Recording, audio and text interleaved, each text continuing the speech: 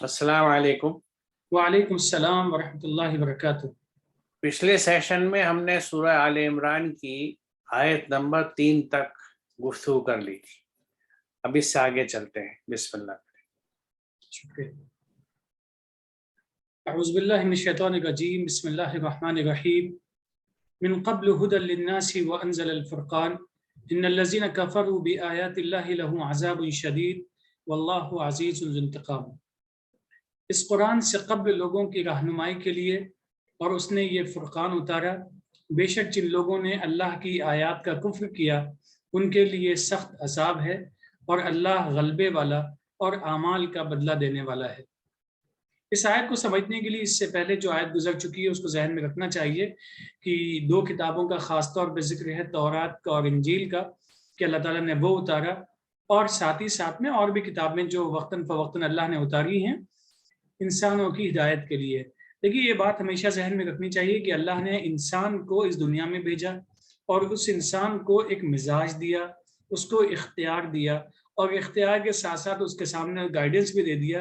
कि तुम जिस तरफ चलना चाहो तुम चल सकते हो, और सही रास्ता भी उसको दिखा दिया। और सरदस्त उस रास्ते की रहनुमाई के लिए जो चीज़ हमारे सामने मौजूद है उसको कुरान कहते हैं। और उस कुरान की एक सिफत यह है कि वो फुरकान है। फुरकान यानी सही और गलत में तमीज़ करने का ये एक टूल है जिसे इस्तेमाल करके हम सही और गलत दोनों को पहचान सकते हैं। और अल्लाह ने जो हमें इख्तियार दे रखा है उस इख्तियार का इस्तेमाल करते हुए बुरे रास्ते से, बुरी बातों से, बुरी चीज़ों से बच के सही रास्ते और सही तरीके पर हम चल सकते हैं। और एक बात और जहन में रखनी चाहिए कि जो लोग अल्लाह की आयत को एक्सेप्ट नहीं करते हैं, उसको रिजेक्ट कर देते हैं, कबूल नहीं करते हैं, उसके मुताबिक ज़िंदगी नहीं गुजारते हैं, तो उनके लिए अंजाम बहुत ही तकलीफ दे होगा। ये अंजाम तकलीफ दे कैसे होगा? ये ऐसी वो पनिशमेंट नहीं है जो स्कूल में बच्चों को टीचर्स देते हैं या घरों में वालिदैन बच्चों के ताल्लुक से होता है, बल्कि एक निज़ाम है कि जिस निज़ाम के मुताबिक हम जैसे अमल करेंगे वैसे ही होता चला जाएगा। इसकी एक छोटी सी मिसाल है, अगर बहुत सख्त गर्मी में खाने को खुले में ऐसे ही रख दिया जाए, ठंडक का इंतज़ाम ना किया जाए, तो उसी निज़ाम के तहत जो अल्लाह ने बनाया है खाना फासिद हो जाता है, सड़ जाता है, उसके नतायज ऐसे होते हैं कि नाकाबिल इस्तेमाल हो जाता है। बिल्कुल इसी तरीके से जब अल्लाह ने हमें इख्तियार दिया अच्छे अमल का, तो उसके अच्छे नतायज मुरत्तब होते चले जाएंगे, और जो बुरे अमाल हैं उनके नतायज बुरे मुरत्तब होते चले जाएंगे। ये एक बहुत बड़ी चीज़ है जिसे अगर हम जितना समझें बहुत ही अपनी ज़िंदगी के ताल्लुक से भी जो हमारे यहाँ नशे फराज आते हैं, तकलीफ़ें आती हैं या आसानियाँ होती हैं, कहीं ना कहीं हमारे अपने अमाल का उसमें दखल होता है। और बाद में फिर एक और भी चीज़ है कि अल्लाह ताला ने तमाम जो अमाल मुरत्तब किए हैं, निज़ाम बनाया है, और उसका अंजाम वो भी उसने मुतय्यन कर दिया है, और वो बहुत ही सही सही चीज़ों का बदला देने वाला है। सूरह बकरा जिसको हम अभी जहाँ से गुजर के आए हैं उसमें अगर आयत नंबर 38 और 39 हम देखें, ये मैंने इसकी स्लाइड रखी है, तो यहाँ ये बात कही जा रही है कि फिर जो मेरी तरफ से कोई हिदायत तुम्हारे पास पहुंचे। ये उस वक्त का बयान है जब आदम को दुनिया में भेजा गया था, तो उसी वक्त ये बात कह गई। उससे आगे आयत है कि फिर जो मेरी तरफ से कोई हिदायत तुम्हारे पास पहुंचे, तो जो लोग मेरी उस हिदायत की पैरवी यानी इत्तिबा करेंगे, those who will follow my guidance, उनके लिए किसी खौफ और रंज का मौका ना होगा, और जो उसको कबूल करने से इनकार करेंगे और हमारी आयत को झुटलाएंगे वो आग में जाने वाले लोग हैं जहां वो हमेशा रहेंगे। जिस आयत पर हमने अभी गुफ्तगू कर रहे हैं, आले इमरान की आयत नंबर 4, वहां पे अल्लाह ताला जिक्र करता है कि जिन लोगों ने अल्लाह की आयत का कुफ्र किया उनके लिए सख्त अज़ाब है। इस आयत में आप देखिए कि कुफ्र के साथ यानी झुटलाने का भी जिक्र है, कज़्ज़बू का भी जिक्र है, क्योंकि और यानी बड़ी वजाहत से ये बात कही है कि लायका अस्हाबुन नार हुम फ़ीहा खालिदून, ये लोग जहन्नमी है जहाँ वो हमेशा रहेंगे। तो यानी जब से यानी आदम को भेजा गया, जब से एक अल्लाह की हिदायत का सिलसिला चला है, और वो हिदायत इंसान को इसीलिए है कि वो अपने अमाल, अपनी पूरी ज़िंदगी 24 घंटे उसी की हिदायत में चले। अब यहाँ जो ये बात कही गई है कि जिन लोगों ने अल्लाह की आयत का कुफ्र किया, बकरा में उसके साथ झुटलाना भी शामिल है। تو کفر پہ جس طرح گفتگو ہو چکی ہے، تو کفر کا مطلب یہ ہے کہ جنہوں نے اللہ کی آیتوں کو یا تو چھپا لیا، ڈھک دیا یا پیچھے ڈال دیا، یا جنہوں نے جھٹلایا، ان دونوں کیٹیگریز کی کیفیت کیا ہے کہ انہوں نے اللہ کی ہدایت کو نہیں مانا۔ جب اللہ کی ہدایت کو نہیں مانا تو نیچرلی انہوں نے اپنی پوری زندگی اور زندگی کے ہر شعبے میں، ہر کام میں اپنی یا تو منمانی کری، یا جو ان کے بڑوں نے ان کو بتایا یا ان کے خاندان نے بتایا یا ان کے رسم و رواج اور طریقوں نے، اس حساب سے زندگی گزاری۔ گویا ان کے اعمال جو تھے وہ اللہ کی ہدایت کے یا وحی کے تحت نہیں تھے، اللہ کی ہدایت کے تحت نہیں تھے، بلکہ اپنی منمانی طریقے سے انہوں نے اپنی زندگی گزاری ہے، تو قرآن سے ہٹ کے تھے۔ تو نیچرلی جب ان کے اعمال درست نہیں تھے تو اس کے اثرات نہ ان کے چاروں طرف نہ ان کے نفس پہ اچھے ہوں گے۔ تو یہیں پہ ان کے عذاب کی شروعات اس طرح ہو جاتی ہے کہ جو ایک بات کہی جاتی ہے نا کہ برے کام کا برا نتیجہ۔ تو جب آپ غلط طریقے کے اعمال کریں گے تو یہیں پہ مثال طور پہ اگر اللہ نے حکم دیا ہے کہ ہمیشہ اچھی بات بولو منہ سے جب نکالو، کلی باتیں یقولوا التی احسن کی جو بات ہے، اور برائی کا جواب برائی سے مت دو بلکہ اس کو بہترین بھلائی سے جواب دو، اور محسنوں کا اور اچھے برتاؤ کا ہر چیز کا حکم ہے، یعنی اچھائی کا حکم ہے، پازیٹیوٹی کا۔ اب ایک شخص چونکہ نہ تو اللہ کے یا تو اللہ کے کلام کو ریجیکٹ کر چکا ہے یا اس کو جھٹلا رہا ہے، جھٹلانے کا مطلب یہ ہے کہ اس پہ عمل نہیں کرتا، تو اب وہ اپنے انداز سے، جیسا ہمیں آج کل اکثریت دکھتی ہے کہ وہ زبان کی بھی خراب ہے، بد کلامی کریں گے، غصہ کریں گے، لوگوں کے ساتھ نیگیٹو فیلنگس رکھیں گے، تو ایسے آدمی کے ساتھ سماج میں بہت خلوص کے ساتھ رشتے نہیں ملیں گے۔ لوگوں کے رشتے ان کے ساتھ اگر ہوں گے تو ضرورت کے تحت ہوں گے، سنسیریٹی پہ بیس نہیں ہوں گے، خلوص پہ بیس نہیں ہوں گے۔ تو یہ ایک صرف مثال ہے آدمی کے اپنے ایک حصے کے اخلاق کی، ایک رخ کے، کہ اگر وہ ٹھیک نہیں ہے آپ کا، آپ نے اپنے انداز سے یا جو آپ نے چلن سیکھا ہے آپ کے ہاں اس حساب سے رکھا، تو آپ کو اس کے اثرات یہیں دکھ رہے ہیں۔ تو جب آپ اللہ کے احکامات کے حساب سے نہیں چلتے اور اپنی منمانی زندگی گزارتے ہیں، تو نہ صرف یہ کہ یہاں اس کے نقصانات آپ کو دکھتے ہیں، یہاں پریشانی میں رہتے ہیں، بلکہ آپ کے لیے وہی اعمال جو برے اعمال ہیں، جو آپ کے نفس کی حالت کو خراب کریں گے، وہی آخرت کی زندگی کو بھی آپ کی خراب کریں گے۔ یعنی اللہ کے احکامات کے تحت اگر انسان زندگی گزار رہا ہے تو اس کی یہ زندگی بھی اچھی اور اس سے اگلی زندگی بھی اچھی، اور اگر وہ اللہ کے احکامات کو جھٹلاتا ہے، پیچھے ڈالتا ہے، یعنی کفر کرتا ہے یا تکذیب کرتا ہے، تو اس کی زندگی یہیں سے خراب ہوگی اور اگلی زندگی یعنی آخرت بھی خراب ہوگی۔ تو یہ وہ بات ہے جو کہی گئی ہے، جن لوگوں نے اللہ کی آیت کا کفر کیا ان کے لیے سخت عذاب ہے، یہ ان کی عذاب ہے، کیونکہ جو لوگ قرآن کو جھٹلاتے ہیں، قرآن سے ہٹ کے چلتے ہیں، وہ ہمیشہ زندگی میں پریشانی اٹھاتے ہیں۔ قرآن یہ کہتا ہے کہ ان کی زندگی تنگ ہوگی ہر طرح سے، اور آخرت میں ان کو عذاب ملے گا۔ تو یہی بات یہاں پہ ہے جیسا آپ نے کہا، اور اللہ تعالیٰ غلبے والا ہے اور اعمال کا بدلہ دینے والا ہے۔ یہ اس کا نظام جو ہے وہ ایسا آٹومیشن ہے کہ آپ کے اعمال کا اثر اور جو امپیکٹ ہے وہ آپ کو یہاں سے لے کے آخرت تک دکھتا ہے۔ تو آپ یہاں ٹھیک کریں گے تو یہاں بھی ٹھیک ہے اور آخرت میں بھی ٹھیک ہے۔ یہی اللہ کا وہ نظام ہے، اور اس میں وہ پورے انصاف کے ساتھ بدلہ دیتا ہے، جس کا بہت جگہ ذکر آ رہا ہے۔ چلیے آگے چلتے ہیں۔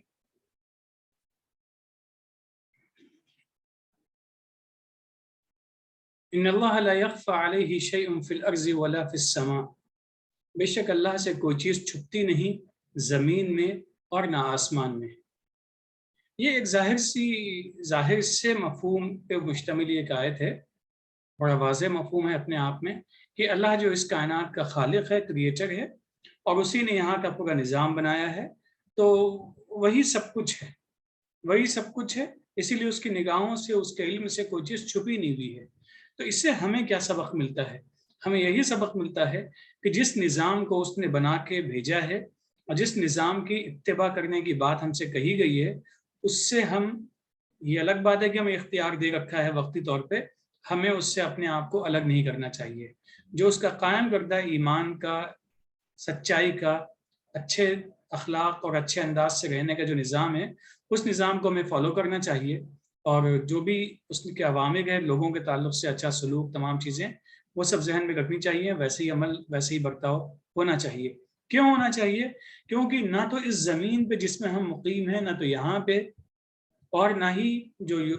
پھیلی ہوئی کائنات ہے جس کو ہم یونیورس کہتے ہیں، کہیں بھی کوئی چیز اللہ کے علم سے چھپی ہوئی نہیں ہے۔ جب چھپی نہیں ہے تو ہم غلطی کر کے غلطی کے غلط انجام سے بچ بھی نہیں سکتے ہیں، اور اس کے بنائے ہوئے نظام کی پکڑ سے ہم بچ نہیں سکتے ہیں۔ لہٰذا ہمیں اپنے ذہن میں رکھنا چاہیے کہ ہم اس کے علم میں موجود ہیں، ہمارا ہر عمل اس کے علم میں ہے، لہٰذا ہمیں اسی کے حکم کے مطابق اپنی زندگی سلیقے سے گزارنی چاہیے۔ بالکل درست فرمایا آپ نے۔ بس ہمیں یہ ذہن میں رکھنا چاہیے چونکہ پچھلی آیت سے جڑی ہوئی ہے یہ، اس لیے یہاں پہ یقیناً اس چیز کو خاص ہم ذہن میں رکھیں کہ جب اس کائنات کی کوئی بھی چیز اللہ سے نہیں چھپی ہوئی، تو ہم جو کچھ کر رہے ہیں یا جو کچھ ہمارے دلوں میں ہے، سینوں میں چھپا ہوا ہے یا ہمارے اعمال میں ہے، وہ اللہ سے چھپا ہوا نہیں ہے، اور جیسے ہم اعمال کریں گے ویسے ہی ہمیں حساب ملے گا، کیونکہ ہر چیز اللہ کے سامنے ہے۔ چلے طارق صاحب آگے چلتے ہیں۔ هو الذي يصوركم في الارحام كيف يشاء لا الہ الا هو العزیز الحکیم، وہی ہے جو ماؤں کے پیٹوں میں تم سب کی صورتیں بناتا ہے اپنے قانون کے مطابق جیسی چاہتا ہے، کوئی الہ نہیں ہے سوائے اس کے جو غلبے والا اور حکمت والا ہے۔ یہاں پہ ایک تو بڑا ظاہر سا مفہوم ہے اس آیت کا کہ ماں کے پیٹ میں جب بچے کی ولادت کا نظام شروع ہوتا ہے، جب پروسیس شروع ہوتا ہے، وہ کیسی شکل لے کے آتا ہے، یہ تو اس کی ایک ظاہری بات ہوگی، ظاہری مفہوم ہو گیا۔ دوسری جو بڑی اہم چیز ہے جس کو ہم بٹوین لائن کہہ سکتے ہیں، جو اس کا مفہوم ہے، جو سمجھنا چاہیے، جو سبق حاصل کرنا چاہیے، وہ یہ ہے کہ اللہ نے اس کائنات میں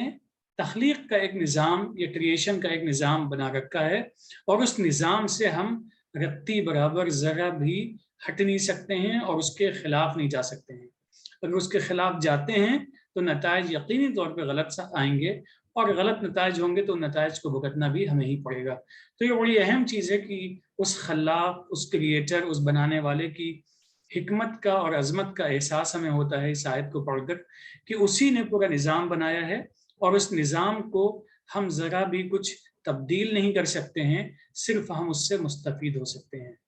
اور اس کا نتیجہ کیا ہونا چاہیے کہ بس ہمیں اسی کے آگے سر سجود ہونا چاہیے، اسی کی بات ماننی چاہیے، کیونکہ وہ عزیز بھی ہے اور حکیم بھی ہے۔ چیزوں کو سلیقے سے بنانے کا اور چیزوں پہ غلبہ بھی اس کو حاصل ہے، اور ساتھ ہی ساتھ میں حکمت بھی وہ سمجھتا ہے، اور بڑا ہر کام اس کا حکمت بھرا ہوتا ہے۔ دیکھیے یہ بڑا انٹرسٹنگ فینومینا ہے، اور بہت ہی یعنی بہت کچھ اس سے ہم سیکھ بھی سکتے ہیں، اور اپنی آنے والی نسلوں کی نسل سازی یا شخصیت سازی کے لیے بھی کام کیا جا سکتا ہے۔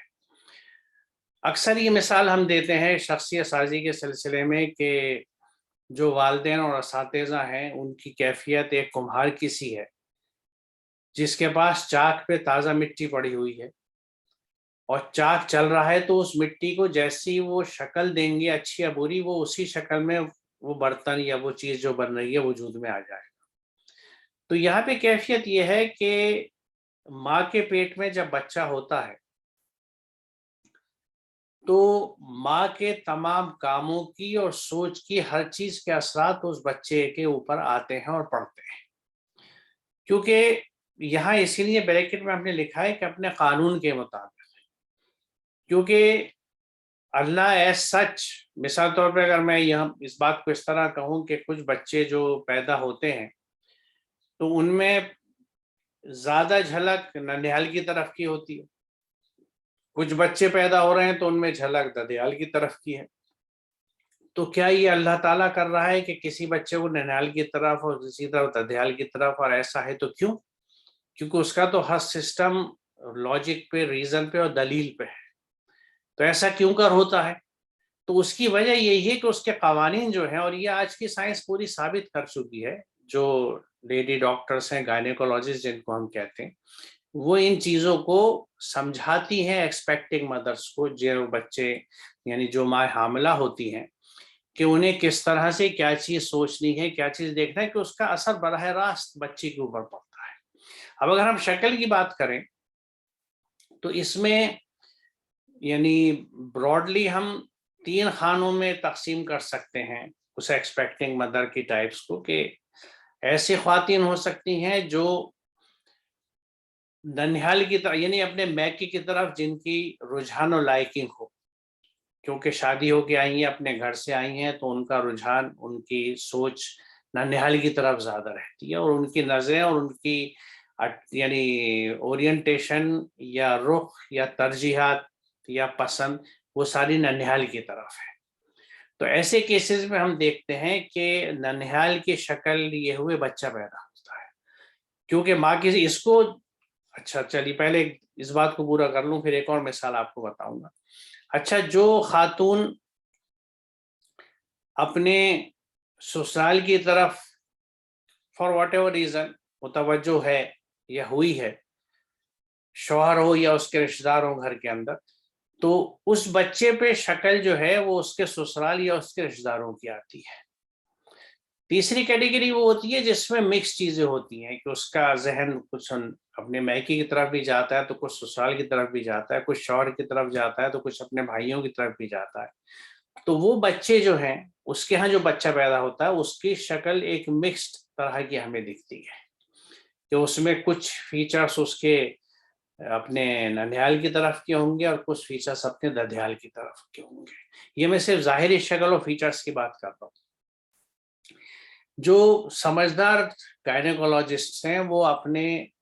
پیشنٹس کو، ایکسپیکٹنگ مدرس کو، جو حاملہ عورتیں ہوتی ہیں، انہیں یہ مشورہ دیتی ہیں کہ آپ زیادہ سے زیادہ اچھے خوبصورت بچوں کی تصویر اپنے کمرے میں رکھیں، اپنے سامنے رکھیں، یا کسی خوبصورت اور اچھے بچے کی شکل اپنے ذہن میں ہمیشہ سامنے رکھیں، یا کسی بھی خوبصورت چہرے کی، کیونکہ اگر وہ آپ کے سامنے مستقل رہے گی تو آپ کا بچہ شکل و صورت میں اس طرح کا یا خوبصورت پیدا ہوگا، اور اس کا امپیکٹ ہوتا ہے۔ یہ بات ہوئی صرف شکل کی، لیکن شکل کے علاوہ سیرت کے اوپر بھی بچے کا امپیکٹ بہت ہوتا ہے، یعنی ماں کی سوچ کا۔ اسی لیے جو سمجھدار گھرانے ہیں اور تعلیم یافتہ ہیں، وہ اپنے یہاں کی حاملہ خواتین کو یہ کوشش کرتے ہیں کہ وہ اچھی باتیں سوچیں، اچھا پڑھیں، دماغ کو شارپ کرنے کے لیے کچھ مینٹل ایکسرسائزز ہوتی ہیں، یا کچھ میتھمیٹکس ہیں، یہ اس طرح کی چیزیں جو ذہن کو شارپ کرتی ہیں، کوئزز ہیں، اور وہ تمام چیزیں جن کو ہم مینٹل ایکسرسائز کے طور پہ یا آئی کیو ڈیولپمنٹ کے لیے استعمال کرتے ہیں، کتابیں موجود ہیں، ایکسرسائزز موجود ہیں، وہ استعمال کی جاتی ہیں۔ جو سمجھدار مسلمان گھرانے ہیں اور قرآن کی اہمیت کو سمجھتے ہیں، وہ عورتوں کو یہ سمجھاتے ہیں کہ آپ قرآن سمجھ کے پڑھیے، جتنا قرآن پڑھیں گی، ترجمے سے سمجھ کے پڑھیں گی، اس کا اثر آپ کے اوپر بھی آئے گا اور آنے والے بچے کے اوپر بھی آئے گا۔ تو یہ بڑا اہم فیز ہوتا ہے، جس فیز میں بچہ ماں کے پیٹ میں پل رہا ہوتا ہے۔ خاص طور سے یعنی ہم یہ کہہ سکتے ہیں کہ میکسیمم تیسرے مہینے سے اور 9ویں مہینے تک کا جو پیریڈ ہوتا ہے خاص طور سے، اور اس میں کوشش یہ کرنی چاہیے کہ وہ عورت اچھے ماحول میں رہے، پازیٹیو ماحول ہو گھر کا اور صحت مند ماحول ہو۔ لیکن بدقسمتی سے ہمارے بیشتر گھروں میں جیسا میں نے دیکھا ہے، اس میں عورت جو ہے وہ گھر کے ٹینشنز اور تناؤ میں رہتی ہے، خاص طور سے اگر وہ فوراً یعنی شادی ہو کے آئی ہوئی ہے یا شادی ہو کے آ چکی ہے، لیکن somehow اس کی ایکویشنز ان لاس کے ہاں یا اپنے رشتہ داروں میں اچھی نہیں بنی، تو وہ جو ٹینشنز ہیں وہ ہمیشہ اس کو ٹینس رکھتی ہیں، اور وہ گھر کے جھگڑے جو ہوتے ہیں جو شوہر کے اور ماں، کیونکہ اکثر دیکھیے شادی کے بعد ایک اسپیس کی جسے کہتے ہیں کہ یا رشتوں کے بیچ میں اسپیس کی ایک کھینچتان شروع ہوتی ہے۔ ماں یہ سمجھتی ہے کہ بیٹی کی شادی ہو گئی، اب یہ بیوی کا ہو گیا، بہنیں بھی شوہر کی یہ سمجھتے ہیں اس مرد کی کہ بھئی اب تو اپنے بیوی کے ہو گئے، بیوی کو یہ لگتا ہے کہ یہ ماں کا خیال رکھتے ہیں، بہنوں کا خیال رکھتے ہیں۔ تو یہ somehow کچھ تو مرد واقعی جسٹس نہیں کر پاتے، کچھ کرتے بھی ہیں تو دوسرے لوگ اس کو اس طرح سے محسوس نہیں کرتے کہ ہر ایک کا اپنا حق ہے، ہر ایک کی اسپیسیں جو اس کو دینی ہوتی ہے. تو قصہ مختصر یہ ہے کہ اس کی وجہ سے وہ عورت ٹینشن میں رہتی ہے، تناؤ میں رہتی ہے. تو اس تناؤ کا اثر جتنا اس عورت پہ پڑتا ہے اتنا ہی اس بچے بھی پڑتا ہے جس کو اسے پیدا کرنا ہے. تو ہمیں خاص خیال یہ رکھنا چاہیے کہ جس گھر میں یعنی جس عورت کے پیٹ میں بچہ ہے وہ ہماری اگلی نسل اس میں تیار ہو رہی ہے. تو نہ صرف شوہر کو بلکہ پورے گھر والوں کو خیال رکھنا چاہیے کہ اس عورت کو ٹینشن میں نہ رکھیں، اس کو ریلیکس رکھیں. یعنی اس کا خیال صرف غذا کا یا نیوٹریشن کا کھانے پینے کا نہ رکھا جائے بلکہ اس کی مینٹل ہیلتھ کا بھی، اس کی سوچ کا، اس کے فکر کا ادھر یہ توازن رکھا جائے. دوسرے اس کو یہ موٹیویٹ کیا جائے کہ وہ پازیٹیو سوچے، کیونکہ اللہ کا قانون یہ ہے جس کے حساب سے وہ شکل بناتا ہے کہ اگر آپ اچھا سوچیں گے تو آپ کا بچہ اچھی سوچ والا ہوگا. اگر آپ پازیٹیو سوچیں گے تو آپ کا بچہ پازیٹیو سوچ کی کیپیسٹی اور پوٹینشیل لے کے آئے گا. باقی بھی جیسی آپ اسے تربیت دیں گے اس کا فرق پڑتا ہے. کیونکہ اس میں رول آپ یعنی کوئی یہ سوچ سکتا ہے کہ بھئی جینز کا پھر کیا رول ہے اگر سب چیزیں یہی ہیں. تو دیکھیے جینیٹکس کا اصول یہ ہے کہ 80% gene expression is controlled by the environmental influence.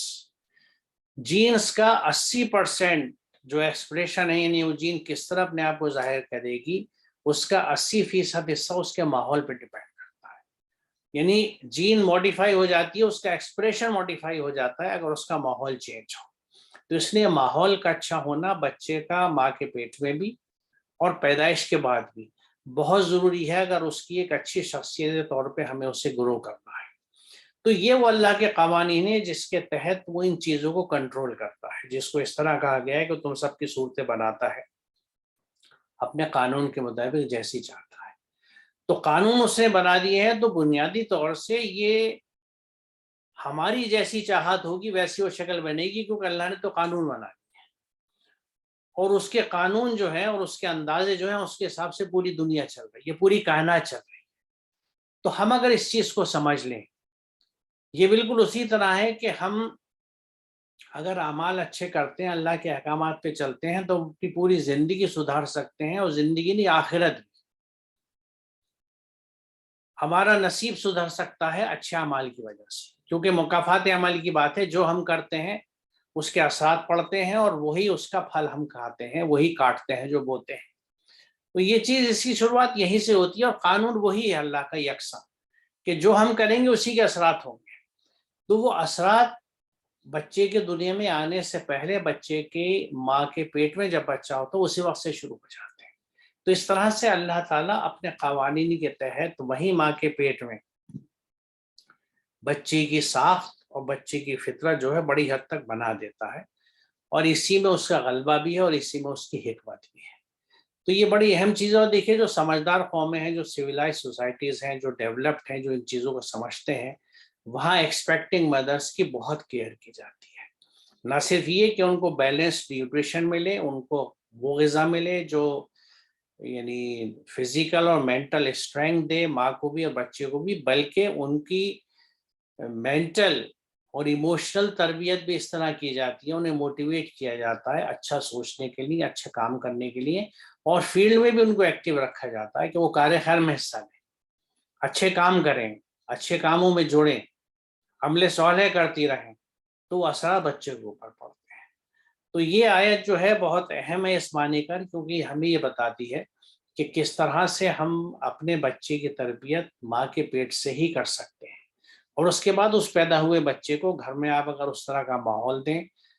جو قرآن کے احکامات کے حساب سے ہو، یعنی اخلاق، کردار، معاملے داری، لین دین، گفتگو، بات چیت، وہ پورا اللہ کے احکامات کے حساب سے، تو وہ بچے کی شخصیت بالکل دوسری بنتی ہے. جیسی یعنی بچپن سے ہی وہ ایک مسلم کرداری، مسلم شخصیت کے ساتھ بڑا ہوتا ہے. اور پھر اسے آپ نیچرلی ایسے بچوں کے لیے ہمیں کہہ سکتے ہیں کہ اسکائی از دا لمٹ. اس کو جتنے راستے پہ جہاں آپ چلائیں گے، کیونکہ شروع سے اس کی نیو، اس کی بنیاد اچھی پڑ گئی. تو یہ بہت اہم چیز ہے اور اس کو ہمیں خیال رکھنا چاہیے، کیونکہ ہم اور ہمارے آس پاس ایسے مراحل گزرتے رہتے ہیں جس میں ہم لوگوں کو سمجھا سکتے ہیں کہ اس بات کا خیال رکھیں کہ جب حاملہ عورت ہو تو اس کا ہر طرح سے خیال رکھا جائے اور اس کو پازیٹیو رکھا جائے. اور اس کو جتنا قرآن سے اور قرآن فہمی سے اور عمل صالح سے جوڑا جائے اتنا ہی اچھا ہوگا اور اچھے نتائج آئیں گے. میرے خیال میں طارق صاحب ہم یہاں آج رکتے ہیں